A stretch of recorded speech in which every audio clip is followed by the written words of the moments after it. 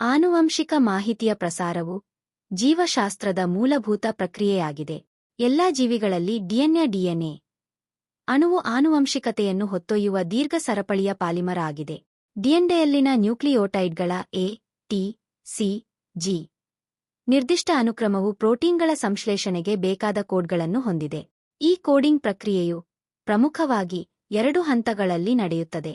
ಪ್ರತಿಲೇಖನ ಡಿಎನ್ಎಯ ಒಂದು ಎಳೆಯನ್ನು ಟೆಂಪ್ಲೇಟ್ ಆಗಿ ಬಳಸಿ ಎನ್ಆರ್ಎನ್ಎ ಎಂಬ ಮಧ್ಯವರ್ತಿ ಅಣುವನ್ನು ಸಂಶ್ಲೇಷಿಸುವುದು.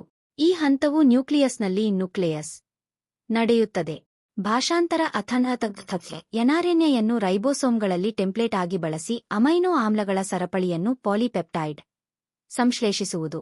ರೈಬೋಸೋಮ್ಗಳು ಎನ್ಆರ್ಎನ್ಎಯಲ್ಲಿರುವ ಪ್ರತಿ 3 ನ್ಯೂಕ್ಲಿಯೋಟೈಡ್ಗಳ ಕೋಡಾನ್ ಗುಂಪನ್ನು ಒಂದು ನಿರ್ದಿಷ್ಟ ಅಮೈನೋ ಆಮ್ಲಕ್ಕೆ ಭಾಷಾಂತರಿಸುತ್ತವೆ.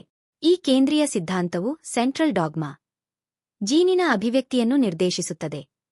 ಜೀವಕೋಶದ ಕಾರ್ಯ ಮತ್ತು ರಚನೆಯನ್ನು ನಿರ್ಧರಿಸುವ ಈ ಪ್ರೋಟೀನ್ಗಳು ಜೀವಿಗಳ ಗುಣಲಕ್ಷಣಗಳನ್ನು ರೂಪಿಸುತ್ತವೆ. ಒಂದು ಜೀವಿ ತನ್ನ ಪರಿಸರಕ್ಕೆ ಪ್ರತಿಕ್ರಿಯಿಸಲು ಜೀನ್ ಅಭಿವ್ಯಕ್ತಿಯನ್ನು ನಿಯಂತ್ರಿಸುವ ರೆಗ್ಯುಲೇಟಿಂಗ್ ಜೀನ್ ಎಕ್ಸ್ಪ್ರೆಷನ್ ಸಾಮರ್ಥ್ಯವನ್ನು ಹೊಂದಿದೆ.